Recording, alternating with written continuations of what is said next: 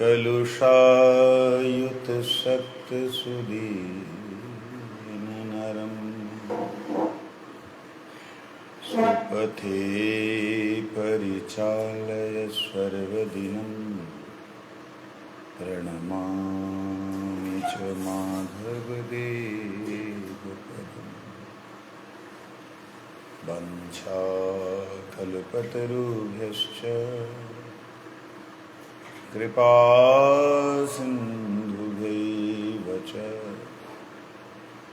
पतितानां पावनेभ्यो वैष्णवेभ्यो नमो नमः। नमो महावदन्याय कृष्णप्रेमप्रदायते कृष्णाय कृष्णचैतन्य नामिने गौरत्विषे नमः। तप्त कांचन गौरांगी राधे वृंदावनेश्वरी वृषभानुसुते देवी प्रणमामि हरिप्रिये। हे कृष्ण करुणा सिंधु दीनबंधु जगतपते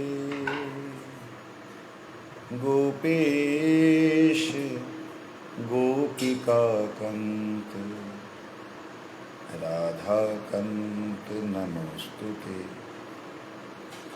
वृंदायै तुलसीदेव्यै प्रियायै केशवस्य च कृष्णभक्तिप्रदे देवी सत्यवत्यै नमो नमः। श्रीकृष्ण चैतन्य प्रभु नित्यानंद श्री अद्वैत गदाधर श्रीवासादि गौरभक्तवृंद। हरे कृष्ण कृष्ण कृष्ण हरे हरे हरे राम राम राम हरे हरे। भूमौ स्वखलितपादानां भूमिरेव यवलम्बनम् त्वय्यजातयपराधानां त्वमैव शरणं प्रभु त्वमैव शरणं प्रभु त्वमैव शरणं प्रभु। हे गुरुदेव कृपा करो दया करो श्री चरणों में स्थान।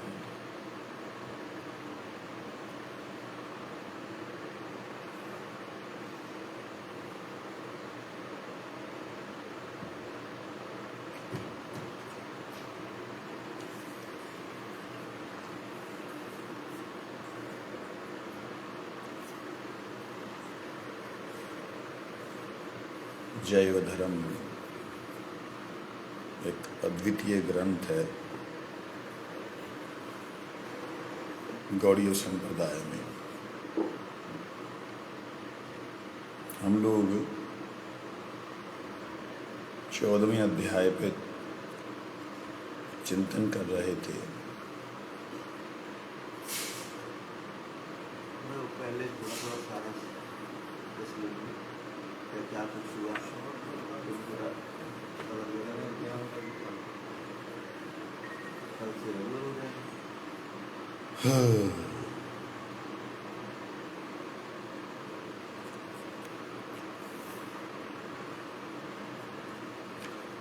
जैव धर्म अपने आप में एक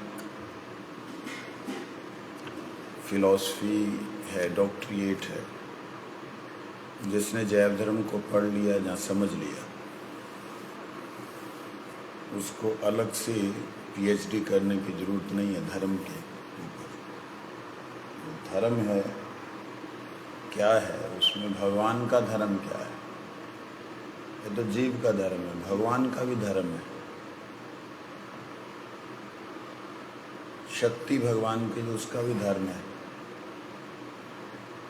धर्म का मतलब है स्वभाव। जैसे आग का धर्म जलना, जलाना, प्रकाश देना है। जल का धर्म तरलता, स्निग्धता है। इस धर्म को धर्म कहते हैं, स्वभाव को धर्म कहते हैं। इसी प्रकार से आत्मा का एक स्वभाव है। वो जो स्वभाव है उसी को आत्मधर्म कहा जाता है, सनातन धर्म कहा जाता है। जीवन धारण किया है तो जैव धर्म कहा जाता है। जिसने जीवन धारण नहीं किया है तो क्या वो जीव नहीं? वो भी जीव है, क्योंकि भगवत अंश है, परंतु वो जीव वाच्य नहीं रह जाता, उसको जीव बोला नहीं जाता, ब्रह्म बोला जाता है। ब्रह्म मतलब भगवान की स्वयं की ज्योति, भगवान का वैकुंठ का, भगवान के गोलोक का प्रकाश मंडल जो है, उस मंडल, चेतन मंडल, उस चैतन्य किरणों से उत्पन्न जो जीव है, उस जीव का एक स्वभाव है। उस स्वभाव को जीव धर्म कहा गया। ठीक, ध्यान नहीं दोगे ना कुछ समझ नहीं आएगा। उससे जैव धर्म, क्योंकि जब हमारी बुद्धि में जब ऐसा आता ना कि ये तो पता नहीं, एक एक शब्द की तरफ अगर हम आगे आगे बढ़ते जाए तो हर लाइन, हर शब्द समझ में आता है। जब जिस भी हम शब्द को या लाइन को अंदर रिवीजन नहीं करते, साथ साथ रिपीट नहीं करते, तो वो शब्द स्ट्राइक कर जाता है। तो इस प्रकार से शुरुआत जो हुई है नित्य और नैमित्तिक धर्म की हुई है। नैमित्तिक होता किसी कारण से बना, कारण होता है बाद में। पहले जो है वो नित्य ही है। कई बार मैं इस विषय में बोलता हूँ, निराकार, निर्विशेष, निशक्ति, ये शब्दों का प्रयोग ब्रह्म के लिए हुआ है। तो निर शब्द पहले आया जहाँ आकार शब्द पहले आया, निराकार। तो इसका मतलब आकार था लेकिन नहीं है आकार। आकार तो रहेगा। निर शब्द से अभिप्राय है कि है, ये नहीं है। जैसे सत्य, असत्य, अ बाद में लगा, सत्य पहले है ना। सत्य शब्द है, अ बाद में लगा, इसको बोलते हैं उपसर्ग। एक होता है सर्ग जो स्वाभाविक है, नेचर है। एक होता है उपसर्ग जो बाद में लगाई जाए। तो जो बाद में लगता है उसी को नैमित्तिक धर्म कहते हैं। किसी कारण से लगा, है नहीं, तो वो नैमित्तिक धर्म हमने धारण किया है, वो हमारा है नहीं। तो नैमित्तिक धर्मों को हम छोड़ दें। तो नित्य धर्म क्या है? नित्य धर्म में, नित्य स्वभाव में हम लोग बोलते हैं कि हमारा नित्य धर्म कृष्ण दासत्व है, हम कहते हैं। लेकिन ये तो प्रैक्टिकली देखा जाए दूसरे लोग तो नहीं बोलते। तो क्या उनका नित्य धर्म नहीं है? उनका अनित्य है, नैमित्तिक है? नहीं बोल सकते हम नित्य है नैमित्तिक। क्यों नहीं बोल सकते? क्योंकि ब्रह्म नित्य है।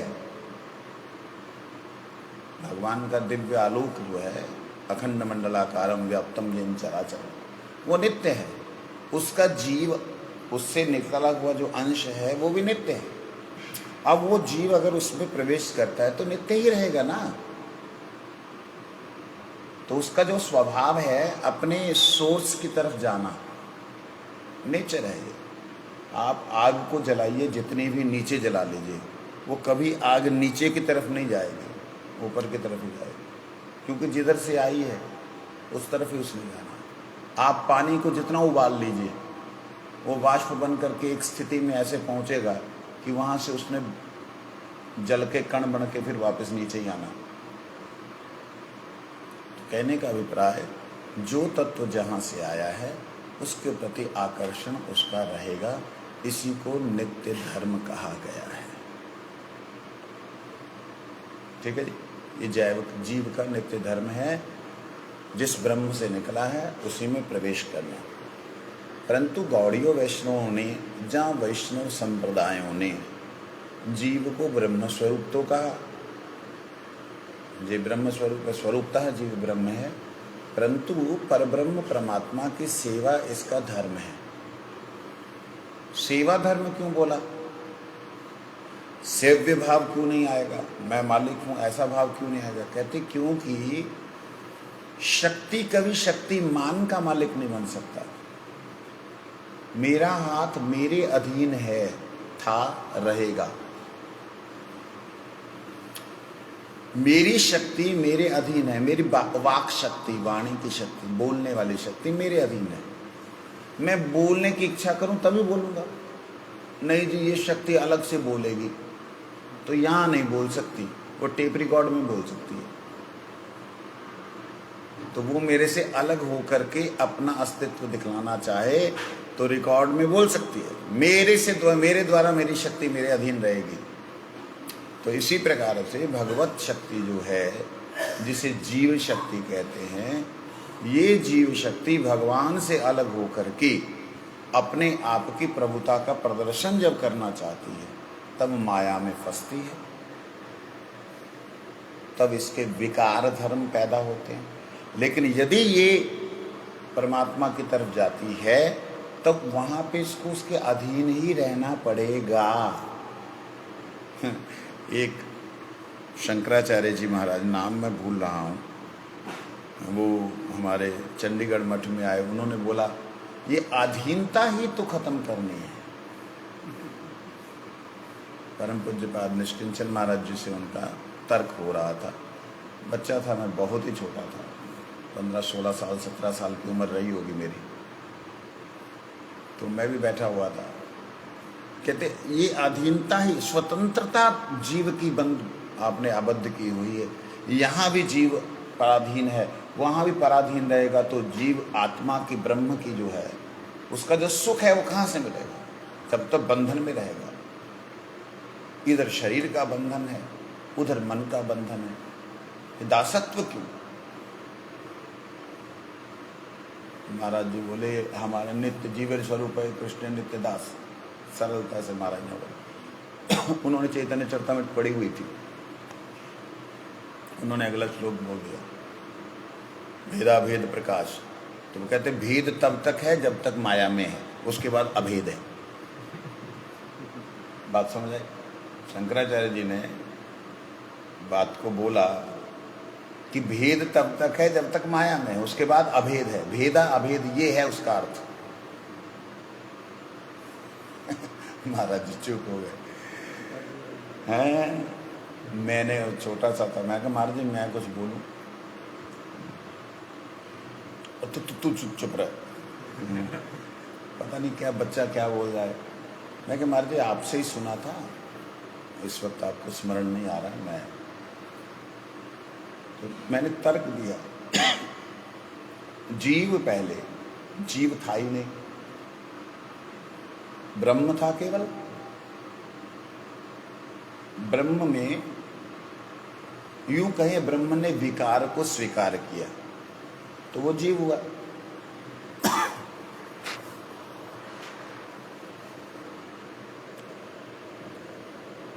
वो जीव हो गया।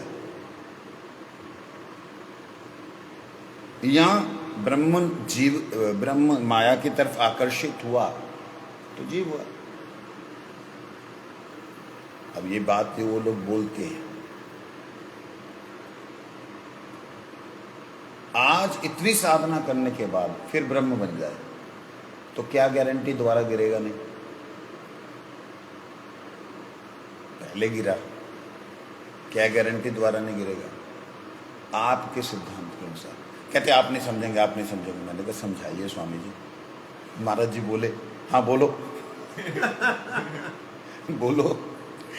पहले भी तो ब्रह्म था आपके सिद्धांत के अनुसार, माया में फंसा जीव हुआ। आज इतनी साधना करने के बाद वो ब्रह्म स्थिति को प्राप्त हो, ब्रह्म में विलीन हो जाए, क्या गारंटी है कि वहां पे रहेगा ही रहेगा? न चिरकाल तक रहेगा। क्यों रहेगा भाई? पहले चिरकाल अवस्था से तो नीचे आया, अब क्यों वहीं पे रहेगा? आप कैसे गारंटी दे सकते? जवाब नहीं था। तो सुनना नहीं चाहा उन्होंने कहा ठीक है हम चलते हैं, बोल करके चल दिए। विषय पे वापस आता। तो यूं अगर हम देखते हैं, विचार करते हैं कि ये कब तक भटकता रहेगा, जब तक अपने सोर्स के साथ मिल नहीं जाता। जीव प्रकाश बिंदु है, प्रकाश का एक बिंदु है, परंतु जब तक प्रकाश में रहेगा तब तक भटकने की कोई चांसेस हो सकते हैं। ब्रह्म में विलीन होने के बाद जीव का वापिस आना नहीं होता है, ये निश्चय है, परंतु बाय चांस उसको प्रेरित किया जा सकता है, क्योंकि यहाँ के जीवों को उद्धार करने के लिए उसे प्रेरित किया जा सकता है नारायण के द्वारा।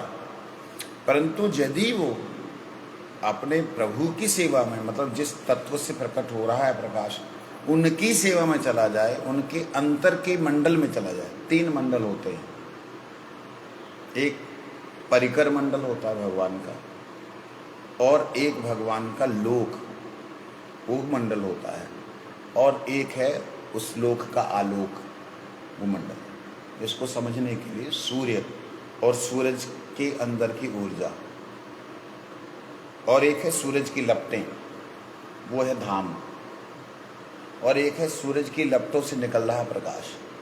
हम प्रकाश बिंदु हैं, लेकिन अगर हम लपटों में लपट जाएं, लपटों के साथ लपट जाएं, धाम में प्रवेश कर जाएं और फिर परिकर्तव्य प्राप्त कर ले, तब जीव का कभी भी पतन नहीं हो सकता, क्योंकि वो प्रवेश अंदर कर गया। तो ये चीज है नित्य धर्म, नित्य स्वभाव की। तो इस विषय में द्वितीय अध्याय में उन्होंने बोला जीव का नित्य धर्म शुद्ध और सनातन है। यह भी बतला दिया, शुद्ध और सनातन है। नैमित्तिक धर्म जो है तृतीय अध्याय में बोला असंपूर्ण है और हेय है। असंपूर्ण, उसमें संपूर्णता है ही नहीं। हेय, उसमें कुछ श्रेष्ठता दिखती नहीं। कारण हट गया तो द्वारा उसी रूप में आ जाएगा। ना हेय। अच्छा, इसमें एक और बात है, असंपूर्ण जो है उसका मतलब ये है कि जैसे अभी हमको किसी को बुलाने के लिए नाम बोलना पड़ता है, डायलिंग करनी पड़ती है। वो राज्य ऐसा है वहां डायलिंग नहीं करनी पड़ती। चैतन्य राज्य ऐसा है उसमें डायलिंग नहीं करनी, और भाव आते ही तत्व सामने होता है। बात समझे? वहां विरह नाम की कोई चीज नहीं है, विरह का आभास है, विरह नहीं है वहां पे। राधा रानी कृष्ण विरह में वो बछड़े चराने जा रहे हैं, कृष्ण, कुछ नहीं है वहां पे ऐसा। नित्य किशोर किशोरी विराजमान है, नित्य यशोदा नंदन विराजमान है। उनका नित्य ही नित्य तत्व है, मतलब सब कुछ नित्य है। यहाँ पे शब्दों के द्वारा हम व्यक्त करते हैं, वहाँ पे भावों के द्वारा व्यक्त किया जाता है। ऐसे कैसे? हमें कैसे समझ आएगा भावों के द्वारा व्यक्त किया जाता है? जड़ीय उदाहरण के द्वारा समझाने का प्रयास कर रहा हूँ। जैसे मोबाइल है, हम तो मोबाइल में डायल कर रहे हैं और सामने वाले को देख रहे हैं। जा क्या रहा है, आ क्या रहा है, वो वेव्स जा रही हैं, वेव्स आ रही हैं। इन वेव्स को हम लोग इलेक्ट्रो वेव्स बोलते हैं, परंतु ऐसे ही एक मन की तरंगें होती हैं जो इस संसार से दूसरे संसार में जाती हैं, और एक ये मन की तरंगों की एक लिमिट है, ये ब्रह्मलोक में नहीं जा सकती। फिर आत्म तरंगे होती हैं, जो आत्म तरंगे होती हैं वो भाव राज्य की होती है।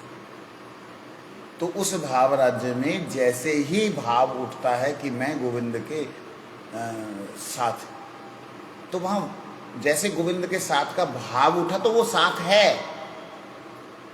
बात समझे नहीं? उसमें काल का, समय का कोई भी बाधा नहीं, व्यवधान नहीं है, दूरी नहीं है, सोचते ही और सोच आने के साथ साथ वहां है। समझे? इसीलिए उसे चिन्मय धाम कहते हैं, चैतन्य धाम है। वहां पे कुछ जड़ है ही नहीं। गुरुदेव एक दिन बोलते हैं, कहते जैसा हम यहाँ पे देखते हैं यही टेबल यही सब जड़ है, ऐसा वहाँ जड़ कुछ नहीं, सब आत्म तत्व है, सब आत्मा ही है। काल है ही नहीं, काल नहीं है, इसको मैं एक्सप्लेन नहीं कर सकता इस संसार में। वो अनुभव भगवान की कृपा से हुआ है। काल नहीं है, इसको एक्सप्लेन करने का एक प्रयास करूं अगर, तो मतलब ये है कि जैसे मैं हरे कह रहा हूं, हरे, तो ये हरे शब्द यहां से तो निकला, लेकिन वो स्थिर है। वो आगे कृष्ण बोल दिया, हरे कृष्ण पूरा महामंत्र बोल दिया, लेकिन वो हरे वहां पे स्थिर है। कृष्ण अपने को स्थिर है, वो जितनी बार बोला जा रहा उतनी बार वो स्थिर ही है। बात समझ पा रहे हैं? इस संसार में कोई भी शब्द ऐसा नहीं है जिसके द्वारा ये समझाया जाए। जैसे जर्मन भाषा को हम नहीं जानते हैं, तो हमारे पास जर्मन भाषा को समझने का या समझाने का कोई भी तरीका नहीं है। हम उनके भाव को देख करके, क्रिया को देख करके कुछ समझ सकते हैं, जो हम समझ पाएंगे वही हम समझा पाएंगे। उसने बोला खाने के लिए, तो इशारे से जो हुआ वही हम समझ सके, हम उनके शब्दों को नहीं समझ। ऐसे ही भगवान के धाम के जो भाव हैं, वो भाव इस संसार में साधना करने वाले शुद्ध साधक के हृदय में प्रेरित होते हैं, प्रेषित होते हैं, दर्शित होते हैं, दिखलाई देते हैं, परंतु उनको व्यक्त करने के लिए उसके पास एक भी शब्द नहीं। जितने ग्रंथ, जितने पुराण, जितने उपनिषदें हैं, ये सब भगवान के धाम का एक अंश है। 100 में से एक है गुण, एक का वर्णन किया। वास्तविकता में मैं एक दिन हम उपनिषद चर्चा कर रहे थे, तो वहाँ पे दिमाग घूम रहा था कि ये सब क्या बातें लिखी, लेकिन उसके अंदर एक चीज़ समझ में आई कि जो अनुभव वस्तु है, अनुभव की हुई वस्तु है, उसका ये प्रत्येक ऋषि अलग अलग तरीके से दर्शन करते हुए व्याख्यान दे रहा है कि मैंने ऐसा देखा, मैंने ऐसा देखा, मैंने ऐसा देखा। ऐसा एक दूसरा का विरोधाभास लग रहा है कि वो उसका विरोध कर रहा है, वो उसका विरोध कोई किसी का नहीं कर रहा। प्रैक्टिकली जो उन्होंने देखा है, वो जितना उन्होंने अनुभव किया है, शब्दों से बेचारे व्यक्त करने, बेचारा शब्द मुंह में आया, शब्दों से वो महापुरुषों ने व्यक्त करने का प्रयास किया, क्योंकि वो शब्दों से व्यक्त किया ही नहीं जा सकता।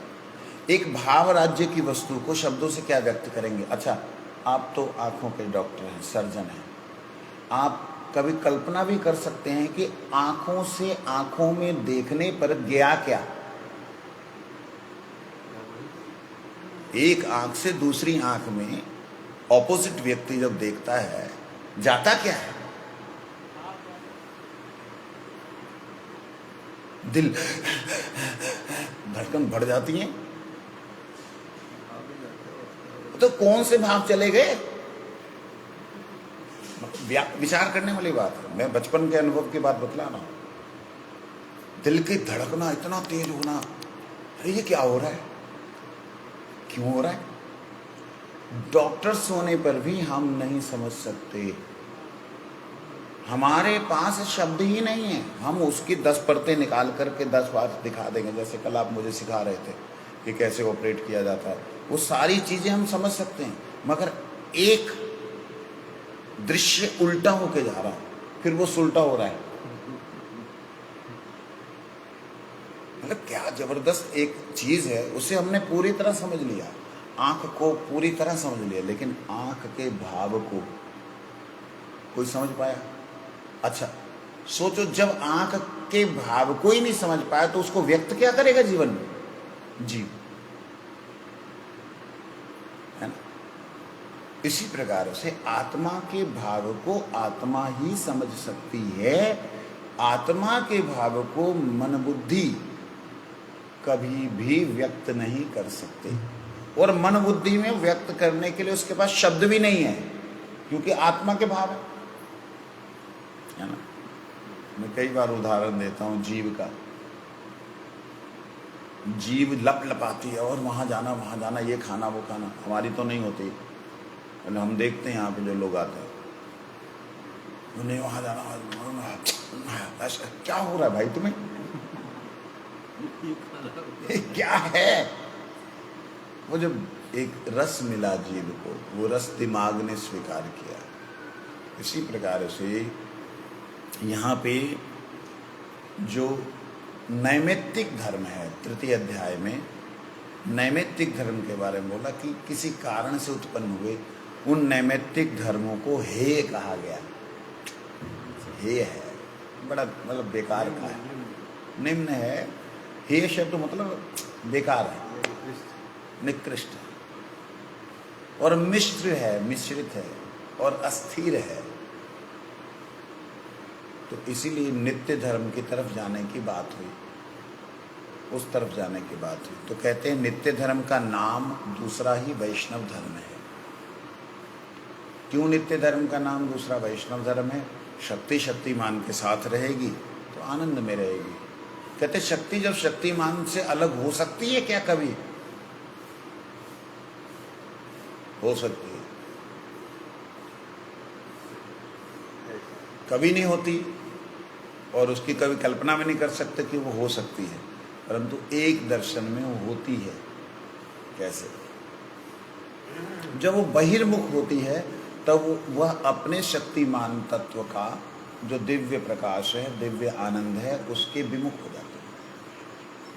बहिर्मुख होने से, पीठ कर लेने से, वो मैंने अपने मुंह के आगे ये किया तो इस वक्त जो है मेरे इस तरफ तो है लाइट, लेकिन इस तरफ लाइट नहीं, मेरे इस हाथ के इधर अंधेरा दिखाई दे रहा। तो शक्ति हम अलग हुए, जीव अलग हुए, शक्ति कहाँ अलग हुई? वो शक्ति जीव ही तो है, भगवान की शक्ति है। शक्ति है ना, शक्ति का अंश है। शक्ति का ही अंश है ना। तो जीव जो है भगवत शक्ति है। जब वो चाहती है भोग में या संसार में प्रभुता दिखलाना, तभी वो अलग हो गए। जीव तो फिर पराधीन हो जाता है माया के अंदर। माया के पराधीन होने पर भगवान इन मतलब डायरेक्टली भगवान के अधीन वो नहीं रहता है। एकदम शक्ति कहते हैं, अंश कहते हैं। अंश तो अलग, अंश तो भगवान का अंश भगवान ही है। हम लोग तो बाकी शक्ति का अंश है। शक्ति के अंश है।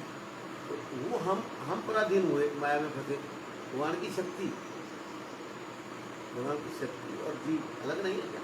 देखिए तीनों भगवान की शक्ति, एक माया शक्ति है जिसको हम लोग अंधकार कहते हैं, एक भगवान की चेतन शक्ति है जो भगवान के चैतन्य जितने भी तत्व हैं उनका संचालन करती है, एक है जीव शक्ति जो बीच में है, पैदा हुई बीच में। ठीक है, तो इसका बड़ा विस्तार है। अभी शक्ति तत्व के ऊपर 14वें अध्याय में हम लोग जा रहे हैं। तो कहने का यहाँ पे मूल वो भाव है कि जीव भगवान से कभी अलग नहीं था, नहीं है, नहीं हो सकता। तो फिर जीव दुख क्यों पा रहा है? दुख इसलिए पा रहा है, हैं? विमुख होने के कारण। कैसे? जैसे सोलर लाइट को बड़े बड़े पैनल लगा करके उसकी ऊर्जा को खींच करके बैटरीज के अंदर डाल दिया। ठीक है, अब वो बैटरीज के अंदर आ गई सोलर लाइट, आने से पंखा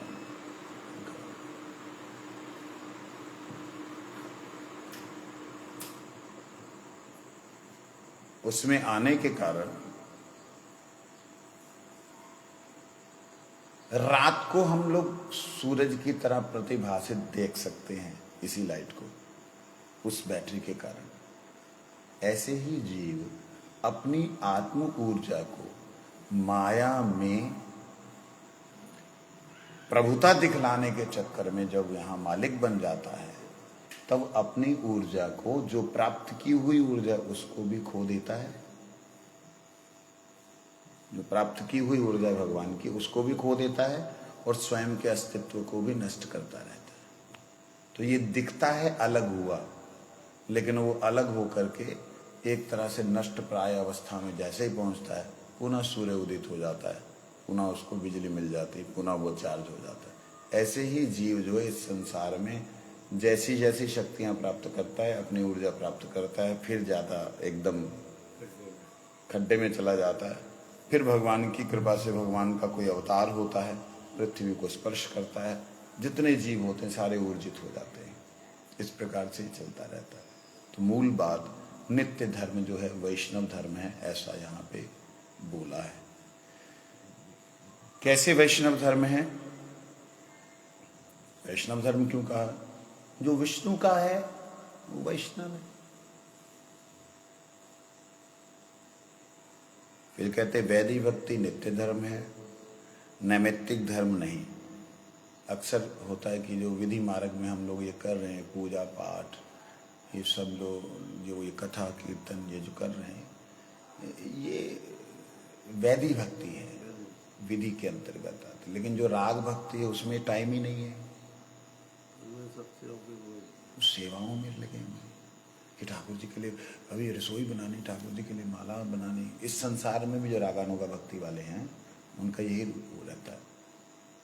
उनमें दो प्रकार के, एक नामनिष्ठ होते हैं, एक सेवानिष्ठ होते हैं। जो नामनिष्ठ होते हैं वो नाम के द्वारा ही सेवा करते हैं, नाम करते करते ही भावों के द्वारा सेवा करते हैं। एक सेवानिष्ठ होते हैं जो सेवा करते करते नाम करते हैं। कर दो नहीं नाम तो आधार है ना, नाम तो आधार है। इसलिए छठे अध्याय में नित्य धर्म तथा जाति और वर्ण आदि का भेद छठे अध्याय में बतलाया है कि नित्य धर्म क्या है? भगवत सेवा, भगवान से जुड़ी हुई जो हमारी एक आत्मा का एक स्वभाव है, उसके प्रति जाना ही नित्य धर्म है। तो हमारी चर्चा बड़ी हो चुकी है। तो जाति और वर्ण आदि का भेद इसमें बतलाया गया कि जाति किसे कहते हैं, वर्ण किसे कहते हैं। वर्ण तो चार प्रकार के हैं, जातियां विभिन्न होती हैं, जातियां बहुत होती हैं। जातियों में फिर प्रजातियां बड़ी होती हैं, उपजातियां बड़ी होती हैं। तो विशेष रूप से जाति शब्द प्रयोग होता है जहां जात जिसके द्वारा जन्म हुआ है, जन्म की जो वृत्तियां प्राप्त हुई वो जाति है। एक ही व्यक्ति था, उसी का एक पुत्र जो है क्षत्रिय जाति का हुआ, एक जो है वैश्य जाति का हुआ, एक जो है शुद्ध जाति का हुआ, और स्वयं वो ब्राह्मण था। कौन? एक ही व्यक्ति। कौन? आप बोलो। ब्रह्मा जी। मेरा ये अपना विचार है, अगर इसमें कोई आप लोगों को लगे कि गलत है तो आप बोल सकते हैं। सब मनु और ये जो पहले पैदा हो गए उनकी कोई जाति तो थी नहीं, फर्स्ट सब ब्रह्म जाति के थे। ब्रह्म जाति के थे। उन्हीं से तो सब ये डिवीजन हुआ है, स्वभाव के अनुसार, कार्य के अनुसार वो डिवीजन किया जिससे समाज चलाया जा सके, संसार को आगे बढ़ाया जा सके। पहले ब्रह्म जाति थी। ब्रह्म जाति मतलब सतयुग में केवल ब्राह्मण ही थे, और जो इवन की हिरण्यकश्यप इत्यादि जितने भी थे, राजा होने पर भी जितने, तो उस वक्त जाति विभाजन नहीं किया गया। अंशुमान जो थे, लेकिन जैसे त्रेता युग आया, त्रेता युग के आते ही मनु शत्रुपा से जो हुआ सारे का सारा, ऋषियों से जो हुआ सारे का सारा ब्राह्मण कुल ही गिना गया। लेकिन उसके बाद जब सूर्य कुल से उत्पन्न हुए, विवस्वान से जब आए, तो वह आने पर क्षत्रिय जाति को दिखलाई दिया है। वो भी प्रैक्टिकली, वो भी सूर्य भी तो ब्रह्मा जी के द्वारा ही, परमात्मा भगवान के द्वारा ही प्रकट हुए हैं, तो वो भी ब्रह्म ही, परंतु उनमें शासन का भाव आया। तो सूर्य जिस प्रकार से शासन करता है, त्रेता युग में शासन का भाव आया, सूर्य कुल का वंश, क्षत्रिय पैदा हुए। उस वक्त जो है बनिक जो थे या बनिया जो थे, शूद्र जो थे, वो उनकी आइडेंटिटी नहीं थी विशेष रूप से। तो पालन पोषण करने वाला, वो तो शासन करने वाला है सूर्य, लेकिन रात को चंद्र की किरणें पालन करती हैं, पोषण करती हैं। तो पालन पोषण करने वाला बनिक कुल जो है वो त्रेता में आया, उनकी आइडेंटिटी पूरी तरह से हुई। इसलिए त्रेता युग में आप बनियों को विशेष रूप से देखो, जिन्होंने बनाया सबको, और अग्रसेन उग्रसेन सब त्रेता द्वापर युग के हैं। उसके बाद में शूद्र आए, जो कि ये कलयुग का प्रभाव है। इनमें शूद्रों का ही राज होगा। द्वापर में यादवों का राज था, त्रेता में सूर्यवंश मतलब क्षत्रियों का था, और उस वक्त जो महातपस्वी होते थे, हिरण्यकश्यप इत्यादि, उनका था शासन। तो जो भी विधि मार्ग में हमको दिखलाई देता है, वो विधि मार्ग की जितनी भी हमारी साधना है, वो सारी की सारी साधना नैमित्तिक नहीं है, मतलब किसी कारण से बनाई गई, ऐसे नहीं, नित्य है। ये जातियां जो हैं, प्रजातियां जो हैं, ये दिखलाई दे रही हैं, लेकिन वास्तविकता में सारे ही ब्रह्म जाति के हैं, एक ही जाति है सबकी। वो कैसे उसको हम लोग डिफाइन करेंगे? जिस दिन उसको ब्रह्म को जानने की इच्छा हो जाएगी, जिस दिन उसको भगवान को जानने की इच्छा हो जाएगी, जिस दिन वो भगवान के शरणागत हो जाएगा, तो वो ब्रह्म जाति में ही प्रतिष्ठित हो जाता है। इस बात का विरोध, इस हमारे इस सिद्धांत का विरोध बहुत आचार्य लोग कर रहे हैं। थोड़ा ध्यान से सुनिए कि इन्होंने सारी जाति प्रजातियों को सत्यानाश कर दिया। लेकिन प्रैक्टिकली एक बात विचार करने की है। कहते कि सन्यास केवल ब्राह्मण ही ले सकता है जो ब्रह्म जाति में आया है। वैश्य जाति का जो व्यक्ति है, उसको केवल वाणिज्य व्यापार करना है, वो ऊपर वाले की सेवा करे, मतलब क्षत्रियों के अधीन रहे। इस प्रकार से विचार करने वाले हैं, विचारक हैं। मैंने नेट पे देख रहा था, बहुत चर्चा चल रही, और हम लोगों की गौड़ियों की निंदा करते हैं। जो इस प्रकार से गौड़ियों की निंदा करते हैं कि इन्होंने जाति पात को बिल्कुल नष्ट कर दिया है, जो वैदिक परंपरा है ब्राह्मण क्षत्रिय वैश्य शूद्र की, उसको नष्ट करके एक नई प्रजाति पैदा कर दी है, ये लोग बिल्कुल भी वैदिक नहीं है। इस प्रकार से जो लोग बोलते हैं, उनको मेरा एक जवाब है, आप थोड़ा विचार करें। ब्राह्मण से ही, ब्रह्मा जी से ही सारे ऋषि हुए हैं। ऋषि कश्यप के कुछ पुत्र अदिति के जो हैं देवता हुए, दिति के जो हैं असुर हुए। अब ये देवता और असुर संतान किसकी हैं? ऋषि की तो हैं। ऋषि संतान होने पे अब असुरों को आप एक अलग उसमें ले जाओगे, और वो अपने असुरों में अगर कोई बालक प्रहलाद हुआ तो उसको आप असुर कहोगे।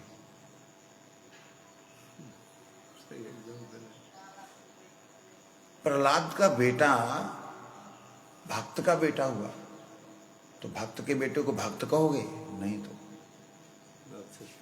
उसको असुर ही कहेंगे। अब उस असुर का बेटा बलि हुआ विरोचन का, तो उसको क्या आप असुर कहोगे? जिसके आगे भगवान भीख मांग रहे हैं भैया, भीख मांग, दरवाजे पे खड़े दरवाजे पे खड़े हैं लठ लेकर के, आओ कौन आता है। तब से हमारा युद्ध नहीं हुआ है, तब से युद्ध नहीं हुआ देवासुरों का। तो कहने का मेरा निवेदन ये है कि आप जो गौड़ीय वैष्णवों के लिए निंदा करते हैं या ये कहते हैं कि इन्होंने जाति प्रजाति नष्ट कर दी है, तो आपसे निवेदन हाथ जोड़ करके है, कृपया विचार कीजिए। आप लोग बहुत विचारक हैं, बहुत बड़े पंडित हैं, बहुत विद्वान हैं, मगर इस बात पे विचार कीजिए, क्या आप उचित बोल रहे हैं? अगर कोई जीव भगवान के चरणों में आना चाहता है तो वो गिलहरी ही क्यों ना हो, वो सर्प ही क्यों ना हो, वो गिद्ध ही क्यों ना हो, वो बंदर ही क्यों ना हो, रिच्छ ही क्यों ना हो, भगवान की शरण में आने वाला तो सब पूज्य है। इस प्रकार से आप गौड़ियों की निंदा करें, गौड़ियों की निंदा करें और कहें कि ये इन्होंने नष्ट कर दिया जाति प्रजाति को, तो ये शायद आपकी भूल होगी। आप इस पे विचार करें, मेरे से मिलें, खुल करके विचार करें और तब उसके बाद बात करें। तो इसलिए नैमित्तिक जो धर्म है उसके बाद जाति और वर्ण इत्यादि के बारे में वर्णन आया है। नित्य धर्म के बाद जाति और वर्ण आदि जो धर्म है, वर्णाश्रम आदि धर्म जो हैं, उनको नित्य धर्म तो कहा नहीं जा सकता, लेकिन ये नित्य धर्म को सपोर्ट कर रहे हैं, सपोर्टर है, मतलब उसके सहायक है। क्षत्रिय क्षत्रिय धर्म का पालन करे, वैश्य वैश्य धर्म का पालन करे, शूद्र शूद्र धर्म का पालन करे, ब्राह्मण ब्राह्मण धर्म का पालन करे। अपने अपने वर्ण और आश्रम में रहते हुए अगर आप भगवान का भजन करते हैं तो जात पात पूछत नहीं कोई, हरि को भजे सो हरि का होई। आप भीलने को बाहर निकाल दोगे,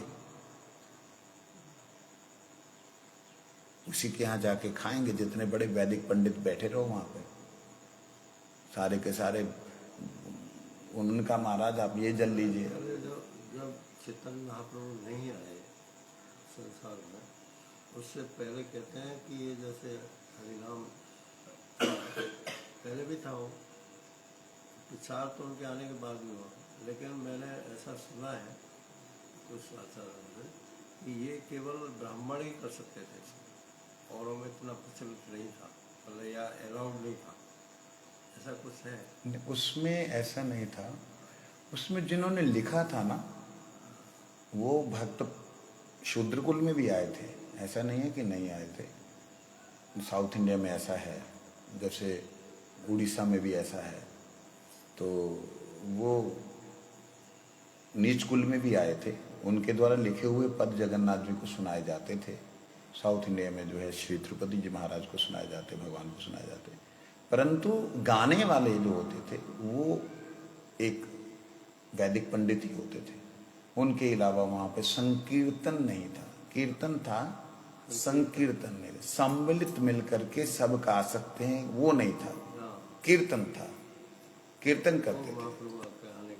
हाँ, इसलिए संकीर्तनैक पितरो, कीर्तन के पिता नहीं कहा, संकीर्तनैक पितरो, संकीर्तन के पिता। कीर्तन तो आदिकाल से है, भगवान की कीर्ति का वर्णन कीर्तन, कीर्तन कीर्ति वर्णन कीर्तन। वंशा